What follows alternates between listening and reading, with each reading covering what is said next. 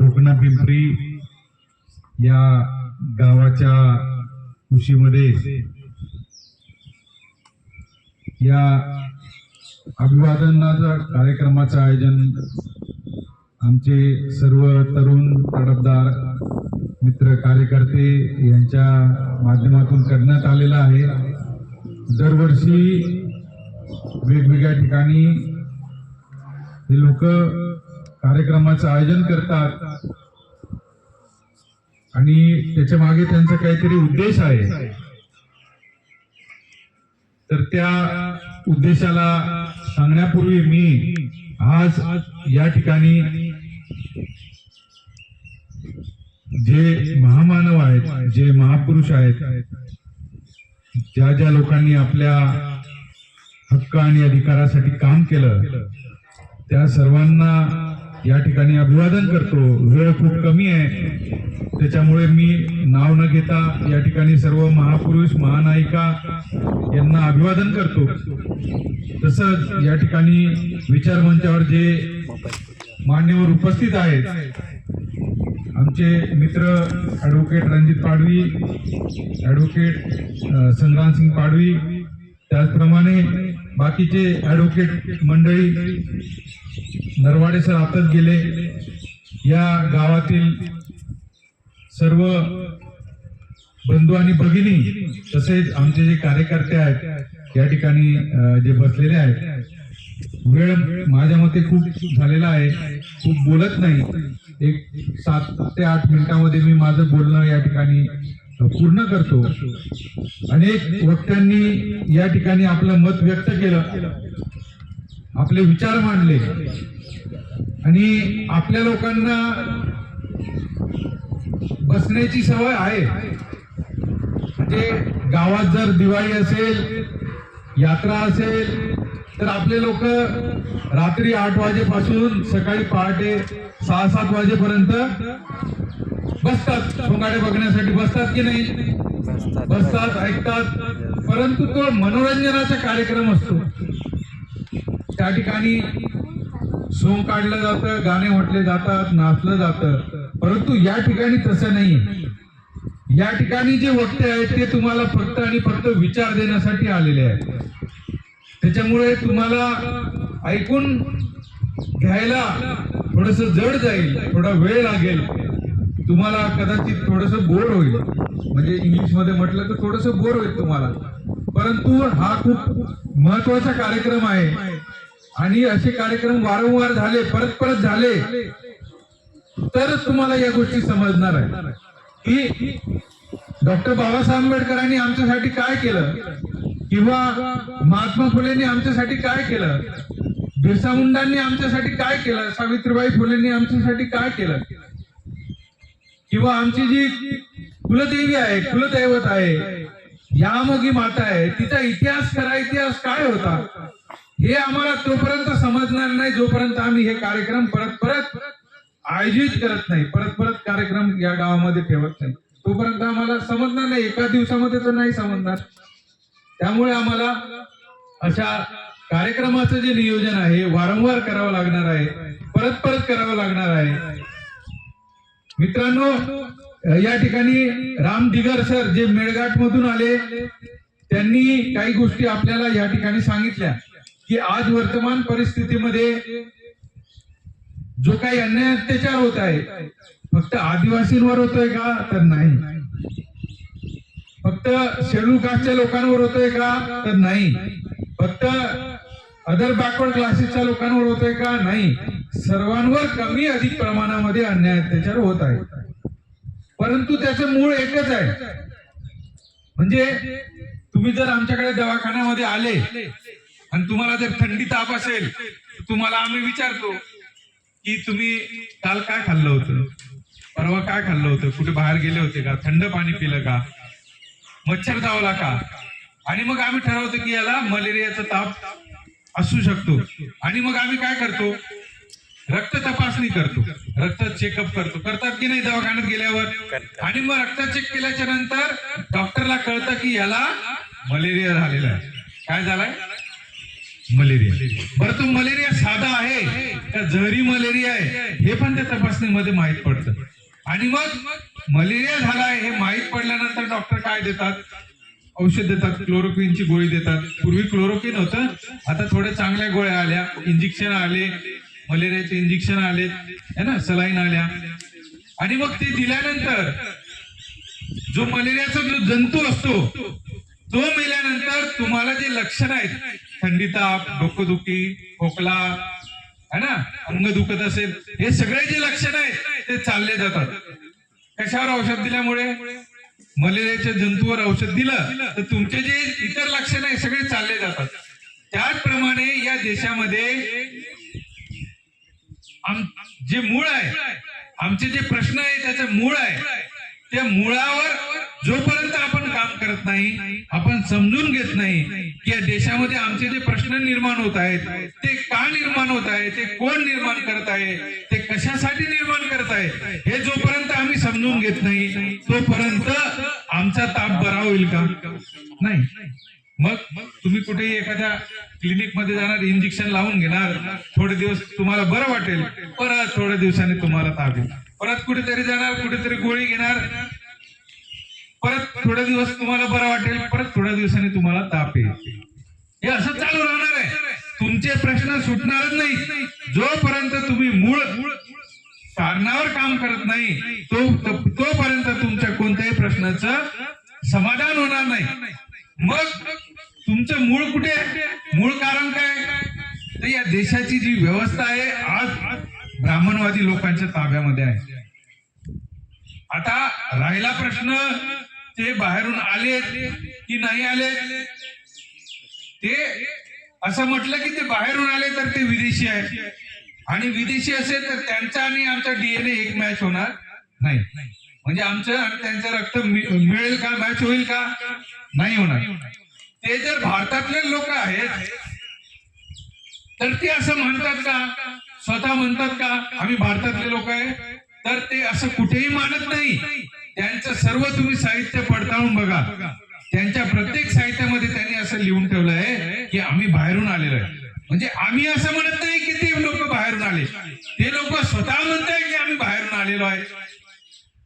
अलग लक्षात? म्हणजे मी म्हणत नाही की ते बाहेरून आले, तेच म्हणताय आम्ही बाहेरून आले.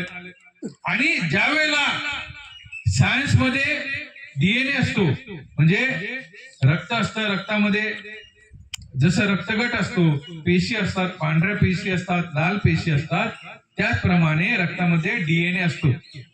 आणि हा डीएनए बदलत नाही. तुम्हाला जर एखादा 5000 वर्षापूर्वीचा माणसाचं सांगाडा सापडला, कवटी सापडली, तर त्या कवटीमधून डीएनए काढता येतो आणि तो डीएनए कोणाचा आहे हे शोधता येतं. आणि तो डीएनए आज कोणाशी मॅच होतो हे सुद्धा शोधता येतं. मग तुमचा जर पूर्वज असेल एखादा आदिवासींचा, तो कुठे राहत होता, एखाद्याची कवटी जर सापडली, समजा तोरणमाळच्या गुफेमध्ये एखादी कवटी सापडली, त्या कवटीच्या डोक्याची जी कवटी आहे त्याचा जर तपास केला आणि आपण शोध घेतला तर कदाचित माहित पडू शकतं की अरे हा हा आमचा पूर्वज होता, हे आमच्याच माणसाची कवटी आहे. तर तो डीएनए जो आहे त्या डीएनएचा अभ्यास झाला आणि त्या डीएनएच्या अभ्यासातून हे सिद्ध झालं की भारतातले जे काही उच्चवर्णीय लोक आहेत हे उच्चवर्णीय लोक भारतातले रहिवासी नाहीये, हे विदेशातून आलेले लोक आहेत. म्हणजे पूर्वी जे फक्त लिहिलेलं होतं, पूर्वी जी फक्त थेअरी होती ती आज फक्त थेअरी नाही, त्याला विज्ञानाने सिद्ध केलं, डीएनएच्या आधाराने सिद्ध केलं. डीएनएने सिद्ध केलं की हे लोक, यांचा डीएनए आणि भारतातल्या लोकांचा डीएनए मॅच होत नाही. बघा, म्हणजे तुम्ही आपला चेहरा बघा, आदिवासी लोकांचा चेहरा बघा, आपलं जे कपाळ आहे ते कपाळ थोडस छोटं असतं. जे उच्चवर्णीय लोक आहेत त्यांचं थोडस कपाळ मोठं आहे. आपलं नाक बसलेलं आहे, त्यांचं नाक टोकदार असतं. आपले डोळे काळे आहेत किंवा ब्राऊन आहेत, तपकिरी आहेत, त्यांचे डोळे जे आहेत ते घारे आहेत. त्यांचा चेहरा आपण काळे कुट्ट होतो, आता लक्स वगैरे वापरून थोडेसे गोरे झालो, संतूर वगैरे वापरतो, क्रीम वापरतो, थोडेसे गोरे आम्ही होऊन गेलो आज है ना. पण ते जे आहेत ना ते टमाट्यासारखे लाल आहेत. आम्हाला तिखट खाल्ल्याशिवाय जेवण जात नाही, त्यातनं त्यांना तिखटच पचत नाही, ते तिखट खातच नाही, त्यांना गोड जेवावं लागतं. आम्ही गरम पाण्यात आंघोळ करतो, आधी थंड पाण्यात करत असतील, ते लोक थंड पाण्याशिवाय आंघोळ करत नाही, कारण त्यांना माहिती ते थंड प्रदेशातून आलेले लोक आहेत. म्हणजे याला काय म्हणतात, मानव वंशशास्त्र. काय म्हणतात, मानव वंशशास्त्र. त्यांचे जे लक्षण आहे शरीराचे, ते लक्षण आणि आमचे लक्षण मॅच होत नाही बिलकुल. बरोबर. तर मला म्हणायचं काय की त्यांनी लिहून पण ठेवलं आणि आज विज्ञानाने पण सिद्ध केलं की जे भारतातले उच्चवर्णीय लोक आहेत हे विदेशी लोक आहेत आणि या विदेशी लोकांच्या ताब्यामध्येच आज आमचा देश आहे. एवढं आम्हाला समजून घ्यावं लागेल. जापानची जी सत्ता आहे ती जापानी लोकांच्या ताब्यात आहे. चीनची सत्ता चीनच्या लोकांच्या ताब्यात आहे.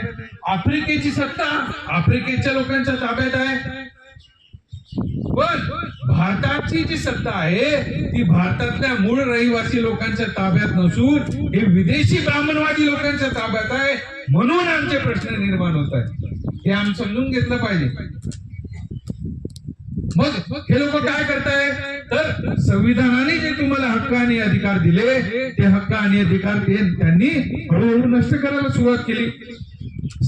सरकारी क्षेत्रात आम्हाला नोकऱ्या होत्या, त्यांनी खाजगी क्षेत्र आणलं. हे जलजंगल जमीन आमचं होतं, त्यांनी उद्योगपतींना देऊन टाकलं. या ठिकाणी उद्या उठून कोळशाच्या खाणी येतील, अल्युमिनियमच्या खाणी येतील, बॉक्साईटच्या खाणी येतील, हिरे चांदी जे काही असेल त्याच्या खाणी येतील. म्हणजे संविधानाने काय म्हटलं, पूर्वी आदिवासी राजा होता. काय होता की नाही? आम्ही म्हणतो ना जंगलो राजा आमू, है ना. म्हणजे पूर्वी आम्ही राजे होतो.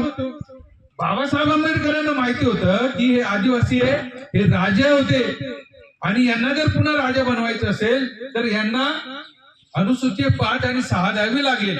अनुसूची 5 आणि 6 डॉक्टर बाबासाहेब आंबेडकरांनी संविधानामध्ये दिली, पण त्याची अंमलबजावणी आजपर्यंत न झाल्यामुळे आम्हाला जो राजा बनण्याचा अधिकार होता आम्हाला माहित नाही की हा राजा बनण्याचा अधिकार आहे. म्हणजे काय झालं, आम्हालाच माहित नाही आमचे हक्क आणि अधिकार काय. माहिती का? संविधानाने आम्हाला हक्क आणि अधिकार जे दिले तेच माहित नाही आम्हाला की आमच्या समर्थनामध्ये आमच्यासाठी कोणते कोणते हक्क आणि अधिकार कोणते. 70-75 वर्ष होऊन गेले, आम्हाला अजून अधिकारच माहित नाही आमचे अधिकार कोणते. जर आम्हाला माहितीच नाही आमचे हक्क आणि अधिकार कोणते तर आम्ही लढाई कशासाठी लढणार. आणि ते हक्क आणि अधिकार माहित पडत नाही तोपर्यंत खाजगीकरण सुरू झालं, आमच्या जमिनी विकायला सुरुवात झाली, वेगवेगळे प्रकल्प आले. 90% प्रकल्प हे आदिवासींच्या जमिनीवर आहे. अनेक प्रकल्प आहेत. आता दिल्ली मुंबई इंडस्ट्रियल कॉरिडॉर येतोय, औद्योगिक पट्टा येतोय, तोरणमाळाची जमीन ऑलरेडी गेलेली आहे. इकडे अजून एक प्रकल्प येतोय नर्मदा आणि तापीमध्ये, उकाईमध्ये अनेक लोक आमचे विस्थापित झाले, त्यांचंच पुनर्वसन अजून नीट झालेलं नाही. भविष्यामध्ये अनेक प्रकल्प येतील, वन्यजीव प्रकल्प येतील, अतिसंवेदनशील एरिया म्हणून हे एरिया घोषित केले जातील. कुठे जाणार तुम्ही? कुठे जाणार तुम्ही? नोकऱ्या शिल्लक आहेत का? तुम्ही जगणार कसं? कारण तुम्ही जमीन दिली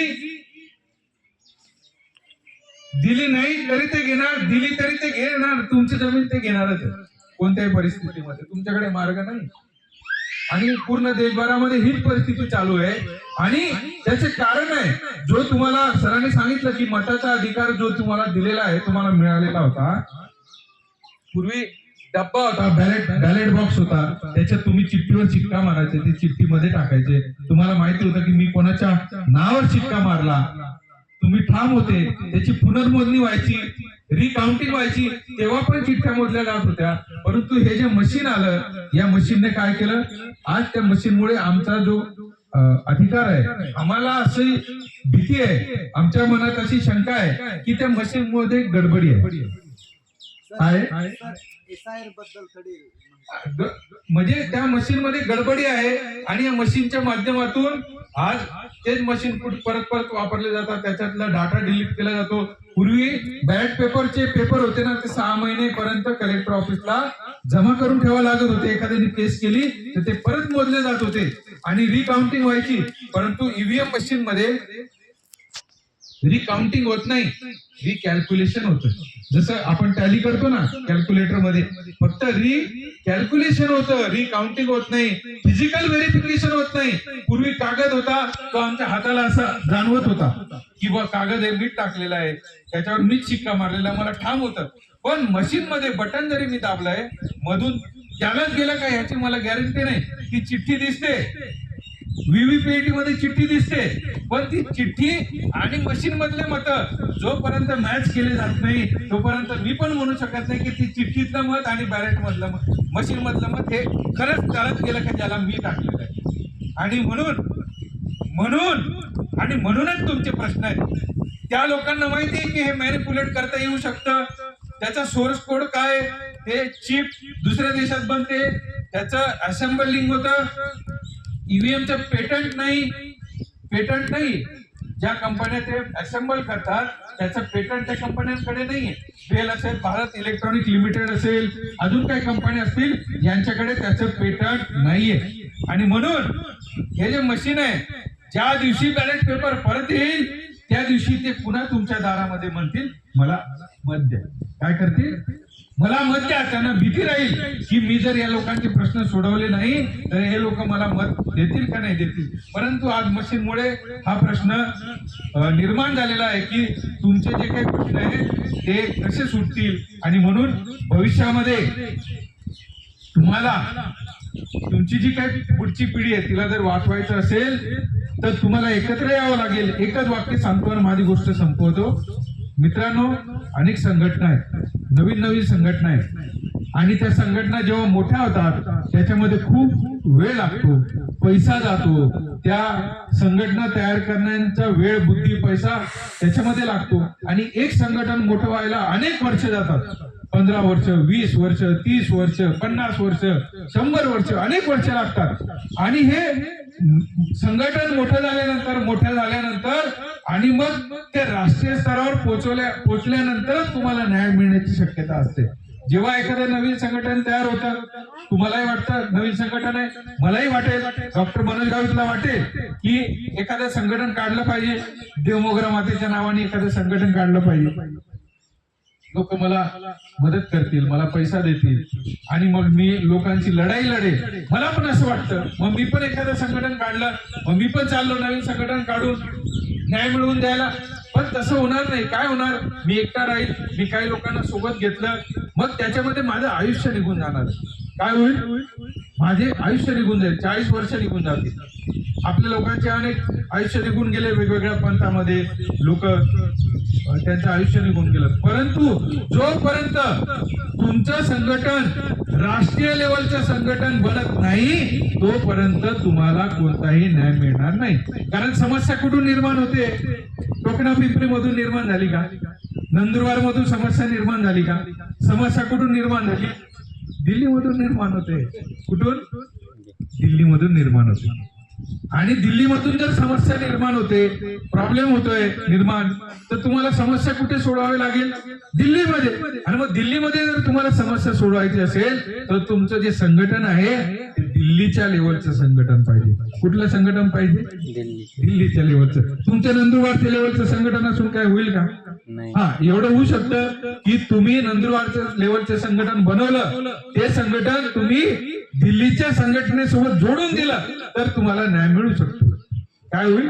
तर तुम्हाला रेल्वे निघाली दिल्लीला, तुम्ही त्या रेल्वेत बसले तर तुम्ही दिल्लीला पोहोचणार नाही. तुम्ही जर रिक्षा करून निघाले तर कधी पोहोचणार दिल्लीला? है ना? म्हणून तुम्ही कोणत्याही संघटनेमध्ये काम करत असाल, आपण एकमेकांमध्ये द्वेषपूर्ण भावना ठेवली नाही पाहिजे. सगळे लोक आपले आहेत आणि आपण आपल्यातच भांडत राहिलो तर न्याय मिळेल का? नाही मिळणार. आणि म्हणून सगळे भाऊबंद आपले आहेत, सगळे संघटन आपले आहेत. हा, पण जे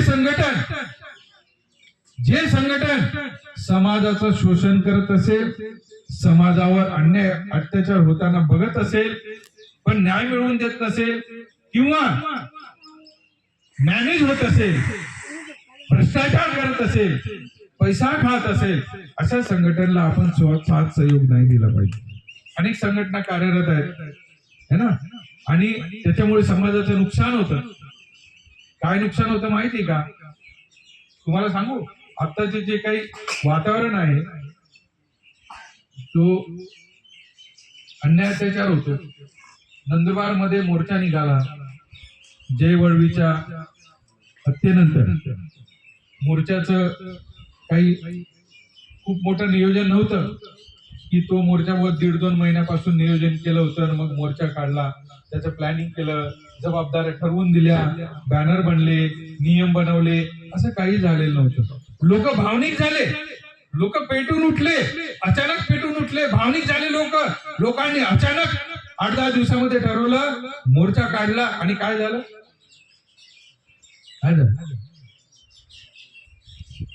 काही चुकीचे लोक त्या मोर्चात घुसले, त्यांनी चुकीचं काम केलं आणि त्याच्यामुळे काय झालं? जे प्रामाणिकपणे मोर्चा काढणारे लोक होते त्यांना त्रास झाला की नाही? त्रास झाला. आज आमचे अनेक मुलं जेलमध्ये गेले, त्यांच्यावर केसेस लागल्यानंतर आता भविष्यामध्ये त्यांना किती अडथळा होणार आहे ते त्यांना माहिती. घरच्यांचं फिरफिर झाली, पैसे लागले, पैसा ओतावा लागला तिथे त्यांना. प्रत्येकाला वैयक्तिक जामिनासाठी पैसा लागतो, 25,000-50,000 रुपये लागतात जामिनासाठी. नुकसान झालं की नाही? आज जर आम्ही असं म्हटलं की चला रे मोर्चा काढू, तुम्ही येणार का? येणार? तुम्ही काय म्हणणार? म्हणजे काय की कोणतीही कृती करत असताना आता ती कृती चुकीची होती का? नाही. तर आमच्या समाजाच्या व्यक्तीवर अन्याय अत्याचार झाला, लोक भावनिक झाले, ते जे व्हायला नाही पाहिजे होतं ते झालं, हत्या झाली आणि म्हणून लोक भावनिक झाले आणि रस्त्यावर उतरले. म्हणून आपण विजिलंट राहायला पाहिजे. आपले डोळे, कान, नाक आपण उघडे ठेवले पाहिजे. आपण बघितलं पाहिजे की अरे हा कोण आहे, कोण घुसतोय, आपण बघितलं पाहिजे. आणि म्हणून हे जर आपण केलं तर भविष्यामध्ये आमच्यासोबत धोकेबाजी होणार नाही, आणि जे झालं ते चुकीचं झालं. याच्यातून आपण एकच धडा घेतला पाहिजे की तुम्ही कोणतंही पाऊल उचलताना विजिलंट राहून, दूरदृष्टी ठेवून पाऊल उचललं पाहिजे. नियमामध्ये राहून, कायद्याच्या चौकटीमध्ये राहून, संविधानाच्या दायऱ्यामध्ये राहून आपण हे पाऊल उचललं पाहिजे. आणि भविष्यामध्ये आमच्या लोकांवर कोणत्याही प्रकारे असं चुकीच्या पद्धतीने अन्याय अत्याचार होणार नाही, याच्यासाठी आपण एकत्र आलं पाहिजे. एवढं या ठिकाणी बोलतो. या ठिकाणी आयोजकांनी मला बोलण्याची संधी दिली त्याबद्दल मी आभारी आहे. वैयक्तिकरित्या आम्हाला यायला या ठिकाणी उशीर झाला त्याबद्दल मी आयोजकांची दिलगिरी व्यक्त करतो. त्या ठिकाणी पण कार्यक्रम असल्यामुळे आम्हाला यायला उशीर झाला, परंतु तुम्ही मला ऐकून घेतलं त्याबद्दल मी तुमचा आभार व्यक्त करतो. जे काही चांगलं आहे ते महापुरुषांचं आहे, जे चुकीचं असेल ते माझं वैयक्तिक आहे. एवढं या ठिकाणी बोलतो आणि थांबतो. धन्यवाद. जय जवाहर, जय आदिवासी, जय भीम, जय मूल्यवासी, जय भारत. धन्यवाद.